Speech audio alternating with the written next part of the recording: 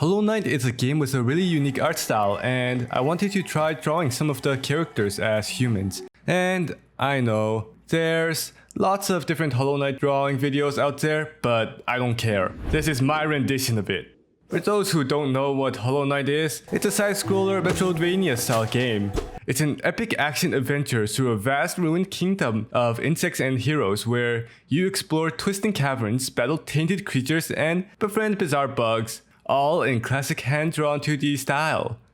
At least, that's what was written on the Steam page for the game. To start, I of course had to choose the main character we play as the first one I tried drawing as a human. As all the characters are bug-themed and bugs have exoskeletons, I took it from the perspective that all the characters were armored to varying degrees depending on the bug type that they were.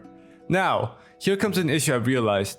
For the character we play, aside from their head, the rest of their body is black, and so it's hard to assume how the rest of them look and how much protection they'll just have. When you look at the design of some of the other characters, mainly that of the enemies, you'll come to notice that aside from their arms and legs, the rest of their body actually have an exoskeleton protecting them. From that, I can only come to assume that there's no exoskeleton on their limbs, and in turn, there's no exoskeleton on the main character aside from his head, which is kind of weird. Aside from not wanting to draw our main character naked, there comes another issue. The character you play as is most likely a stag beetle, which are pretty large and strong, as well as having some pretty bulky exoskeleton, which by my method of deciding on the design would mean that he should technically be wearing some very bulky armor. As a compromise, I decided on the black portions being some lighter weight non-metal armor pieces, something like hardened leather. This less bulkier armor type would make sense when you see the knight's agile and quick movement. Wearing lighter armor like hardened leather would greatly reduce the weight, allowing the person to jump higher as well as move quicker. As for the design of the head, I debated a bit on how I should have it look, since what we see from a bug's perspective is logically just their head rather than some sort of armor piece. It would be logical to think that they aren't wearing helmets if then turned into humans, but as the heads don't change in expression and appear very solid, and from my choice of having an exoskeleton equate to armor, I decided to have him wear a helmet. I also questioned whether or not I should make it a full cover helmet or partial with their face visible. With the way the eyes on the characters look, it made more sense to go with a full cover helmet with large eye holes in order to capture the same essence from the original design. I also chose to split the eye hole into two parts because, well, I don't know, a gaping eye hole doesn't seem that safe. Granted, there do exist a lot of helmets with pretty large eye holes that I would say aren't that safe, but something about that single line made it feel more protective, even if it actually isn't. I also gave him a small pouch to hold all the items he ends up collecting, and at least from what I've seen from the item list, most of them aren't too large in scale, and there's no bag of sorts on the original design, so I thought having a smaller design, like a small pouch, would be best. I decided on giving the knight some metal leg armor to allow for a bit more protection to the legs, and also because I thought it would look cool to have a bit of contrast rather than having all the armor he's wearing just be leather. And with that, the drawing for the knight as a human is done! Next up is the mysterious character we meet briefly, then later have to fight. That of course would be Hornet. I realized when looking at Hornet's design and drawing her that it would be relatively simple turning her into human. Mainly because, I don't know, she's wearing a large cloak covering a majority of their body. From what we can see in terms of the main body, Hornet seems to be the same as the knight in that their entire body is black aside from the head, and so they'll likely also have lighter armor like hardened leather. Not that you'll be able to see it under the cloak. With the eye holes in the helmet, I did the same thing as on the knight, both for the same reason of providing just a smidge more protection to the eyes, but also for consistency. For the large horns on the helmet, I was wondering if I should add some sort of pattern onto it like you would see on real helmets, especially with the amount of blank space available on the horns. This was something I also questioned about with the lance used by the knight, but as the original designs were fairly simple and clean, I thought it would be best to not add too much and not have any patterns.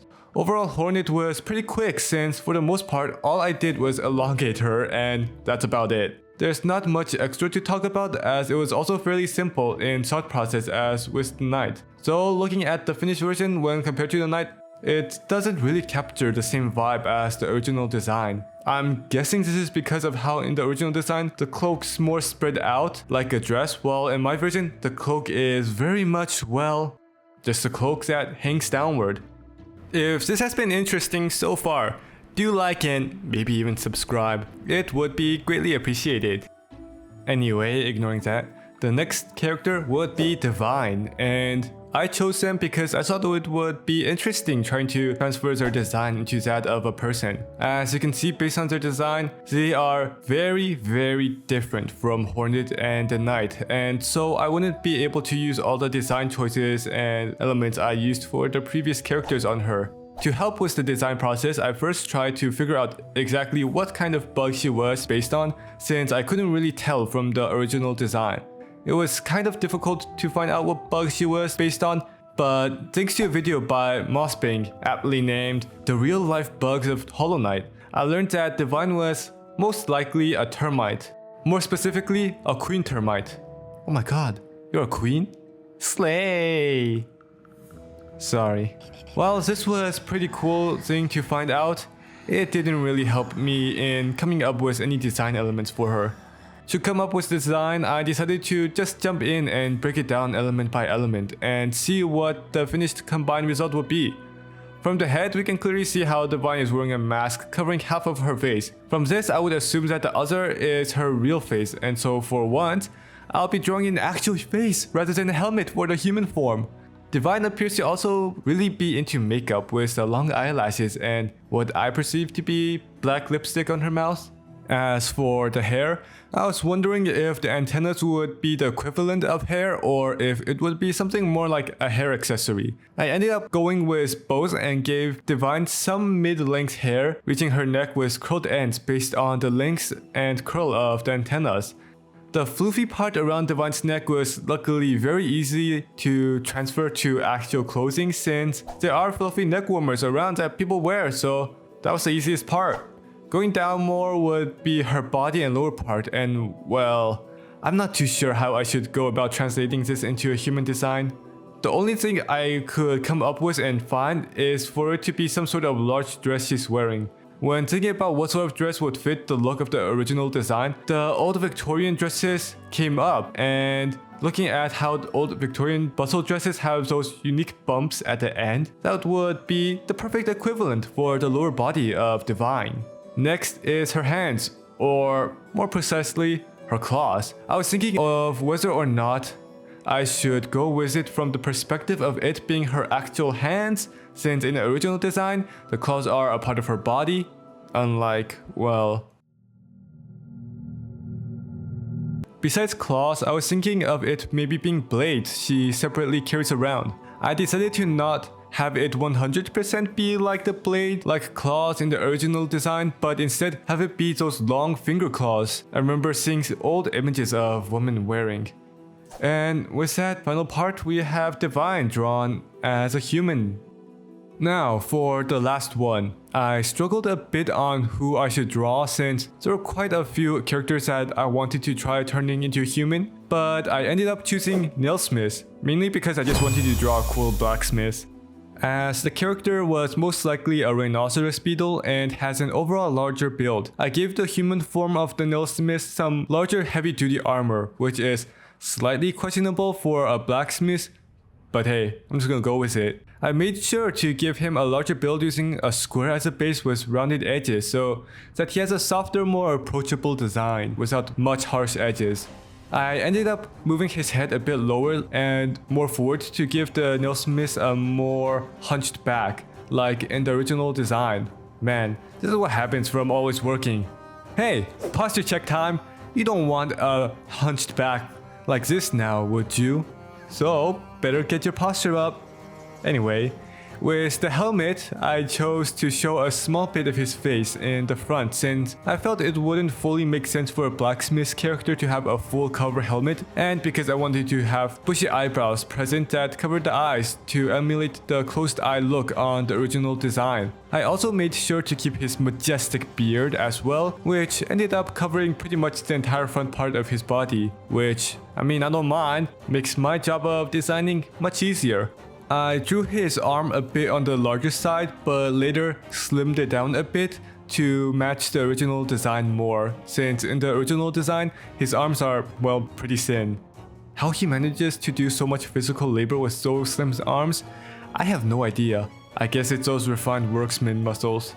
With Nailsmith's design, I made sure that it stayed visibly more bug-like compared to the other designs, and it was easier to do that because of how bulky and large the armor type was, which allowed me to incorporate more beetle-like design elements to the Nailsmith than with the other characters. With the footwear, I also made it so the toes were split between the big toe and the rest of the toes to kind of help and emulate the feet design you would see on real beetles. Nailsmith was pretty quick for me to do since I had a pretty good idea of how I wanted them to look already, so I just sped through the drawing. And now through magic. Viola! They are all together as humans.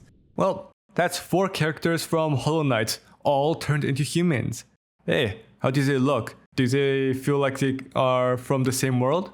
And, well, there's of course many more characters and honestly even cool enemy designs in Hollowknight that will be interesting to turn into humans. So, if you want a part 2 or maybe even for me to do this with another game's characters, comment it below. And that's it. Thanks for watching. Bye bye!